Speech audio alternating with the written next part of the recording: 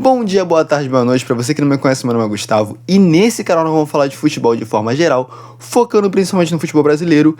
E hoje temos Sul-Americano e Libertadores e 6 jogos, 3 de cada para falar, tem muita coisa para comentar. E o primeiro jogo que eu vou falar é do Flusão, é do Fluminense, Sul-Americana. Eu torço pro Flusão, então vamos começar pelo Flusão. Flusão vence na Sul-Americana, ganhando do União Espanhola no Maracanã. E antes, deixa o like, se inscreve no canal para dar aquela força, aquela moral e vamos seguindo. Fluminense vence por 2-0, mas eu tenho algumas coisas para falar desse jogo, algumas coisas que não me deixaram muito feliz nesse jogo e outras coisas que, ok. Bom, Fluminense ganha e no primeiro tempo, nesse jogo, a gente vai ter um pênalti a favor do Fluminense. E assim, o Fluminense ele tem um batedor de pênalti. Este batedor de pênalti foi quem bateu o pênalti na final da Recopa contra a LDU, que o Fluminense venceu. Foi o cara que bateu pênalti na semifinal do Mundial de Clubes. É o cara que geralmente bate pênalti. Já errou alguns pênaltis aí, mas geralmente ele acerta. E esse cara, eu tô falando de John Arias. Ele tava em campo? Tava em campo. Ele cobrou o pênalti? Não cobrou o pênalti. O segundo cobrador de pênalti do Fluminense é o Ganso, que estava em campo também. Ele cobrou? Também não. Quem vai tentar cobrar o pênalti com o jogo 0-0, o Fluminense precisando vencer para se classificar em primeiro do grupo, é o Everaldo. Everaldo esse, que é reserva do Germancano e agora é titular porque o Germancano está machucado. O Everaldo vai lá, pega a bola, vai para a cobrança, bate mal, o goleiro agarra. O goleiro dá rebote, ele vai pegar o rebote, erra também. Ele consegue errar os dois.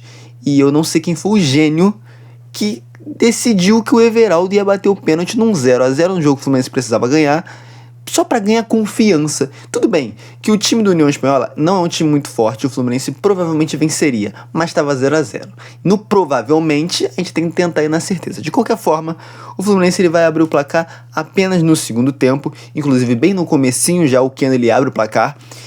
E depois, mais pra frente no jogo, quem amplia é o Samuel Xavier. O Fluminense vence por 2-0, tá mais tranquilo, tendo agora que ganhar o próximo jogo para passar com tranquilidade total para a próxima fase, primeiro do grupo, sem ter que disputar o playoff, caso fique em segundo lugar. Então agora vamos sair um pouquinho da Sul-Americana e vamos para a Libertadores. Na Libertadores, eu vou falar um pouquinho agora do Atlético Nacional e Bahia. O Bahia que aí vai se complicar na Libertadores, porque perde o jogo pro Atlético Nacional. O Bahia, eu já falei aqui em alguns vídeos, se você não assistiu os vídeos anteriores, assista, que o Bahia, ele vai acumulando vitórias por 1-0.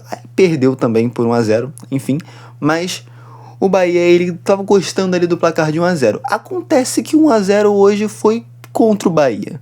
O Bahia, ele vai tomar um gol já aos 4 minutos de jogo, porém, esse gol aos 4 minutos de jogo vai ser anulado.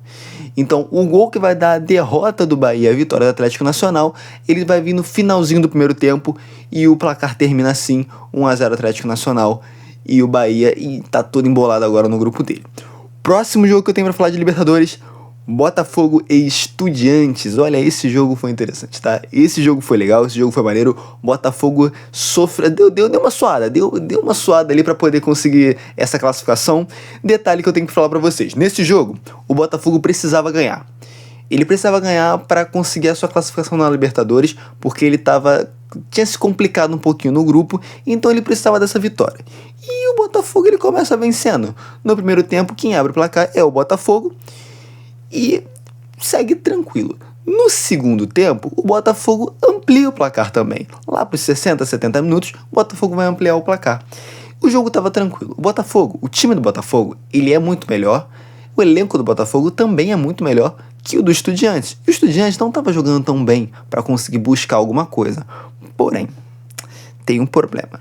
Lá para os 77 minutos, pênalti para o Estudiantes. Pênalti para os Estudiantes, eles vão lá, fazem o gol. 2-1, ainda tranquilo para o Botafogo. O problema é que lá mais para o finalzinho, o Estudiantes vai empatar o jogo. 2-2, já não era um placar tão interessante para o Botafogo, que já começava a ver a sua vitória escapando ali pelas mãos, mas aos 85, o Botafogo ainda marca, faz 3-2 e fica mais aliviado, mais tranquilo no grupo. O Botafogo consegue dar uma respirada e, enfim, garantir ali a sua classificação para a próxima fase.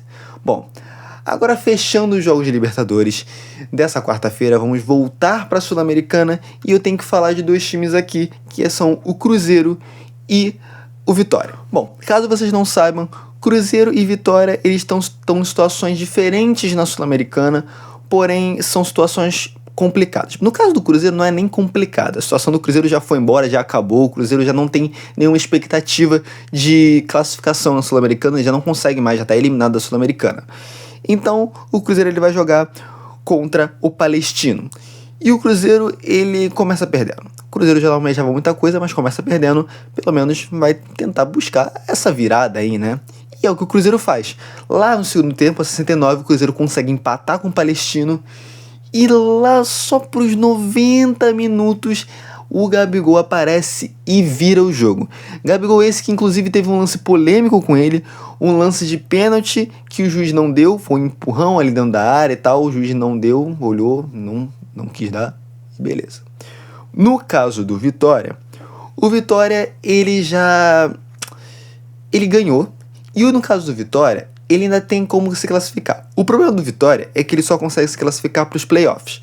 Eu já falei aqui no vídeo anterior que os playoffs são, no caso do time que se classifica em segundo lugar da Sul-Americana, ele vai enfrentar o time que ficar em terceiro lugar na Libertadores. Aí quem passar vai para a próxima fase da Sul-Americana. Então o Vitória ele precisava ganhar. E é o que o Vitória faz. Lá para os 80 e poucos minutos, 83, o Vitória faz um golaço e ganha 1-0 em um placar mínimo, mas suficiente para garantir os 3 pontos e buscar essa classificação para a próxima fase. Bom, o que temos agora na Sul-Americana e na Libertadores? Principalmente na Libertadores. Outro time que está se complicando na Libertadores, e eu não vou falar de nenhum jogo que rolou agora na quarta-feira, os jogos de quarta-feira agora acabaram, eu só vou fazer alguns comentários dos próximos jogos que virão. Bom, Flamengo é um outro time que se complicou um pouquinho para classificar na Libertadores e precisa vencer os jogos que ainda restam. Então, Flamengo precisa vencer, Botafogo já fez o primeiro passo ali, já venceu o jogo dele, já está um pouquinho mais tranquilo, agora o Flamengo vai precisar vencer o seu próximo jogo. Outro time que eu vou comentar aqui, que também não jogou hoje, vai jogar amanhã, é o Palmeiras. Bom, o Palmeiras ele segue muito bem. O Palmeiras ele não perde de jeito nenhum na Libertadores, aparentemente. O Palmeiras está bem tranquilo de verdade. E vai seguindo muito bem. Talvez seja a melhor campanha dos grupos dos brasileiros. Talvez não, acho com certeza é a melhor campanha dos brasileiros. Será que o Palmeiras ganha a Libertadores de novo? Não sei. Eu acho que existe uma grande chance do Palmeiras ganhar. Mas não sei, deixa aí nos comentários o que você acha. Se o Palmeiras vai conseguir ganhar, se não vai... Deixa aí qual é a opinião de vocês. E é isso, rapaziada. Se você assistiu até aqui, não deixou o like, não se inscreveu, aproveita agora para se inscrever, para deixar o like. E eu vou ficando por aqui. Até o próximo vídeo, até os próximos jogos. Eu fui.